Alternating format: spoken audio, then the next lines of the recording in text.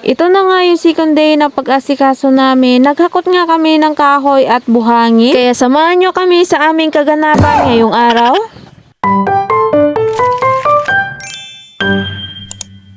Ngayong araw nga mga mare, lulutuan nga natin sila ng masarap na nilagang baboy. Para maging masigla naman yung mga trabahador natin. Charis! Gagayatin na nga natin ito para makasalang na tayo. At alam ko kasing gutom na sila. Kailangan nga natin tipidin itong karne sa paghiwa. Kasi dami pa namang kain tong mga angkan ng jowa ko. Dapat talaga isang tulyasi yung ipapakain sa kanila para naman maging masigla naman sila. Kasi pagdating nila dito, tamlay na tamlay, halatang walang almusal ba. Siguro walang bigas tong mga to, kaya hindi nakapag-almusal. Hayaan nyo, ako na lang magluluto para sa inyo basta't bayaran ninyo ako. Yes. Pagkatapos ko nga hiwain yung karne at saka repolyo ay isinunod ko na nga rin itong sibuyas. At naghiwa na nga rin ako ng luya. Kayo ba mga mare, naglalagay ba kayo ng luya kapag sa mga nilagang karne? Ang ginamit ko pala mga mare pang dukot dito ay itong dagta or tawag dito sa amin ay salo. Para mabilis kasi ayaw kong patagal-tagal ba. At pasensyahan nyo na rin mga mare yung mahiwagang kalan namin. Pwede pa naman pagtsagaan yan. Tsaka na natin itapon ito mga mare kapag tanggal na yung isang ngipin niya. Ay may extra. Naglagay na nga ako ng kalahating tubig para maisa lang na tong kaldero natin. Sadyang maitim talaga yung kaldero namin mga mare kasi kahoy yung ginagamit namin. Inilunod ko na nga tong sibuyas, luya at paminta. Habang nagpapakulong nga ako ay inutusan ko nga tong kapatid ko na maghiwa ng papaya. Pagkakulong nga itong tubig mga mare ay inalagay ko na nga rin itong karne. At isinabay ko na rin sa paglagay itong papaya. At mikos-mikosin muna natin ito bago takpan. At ito nga mga mare, busy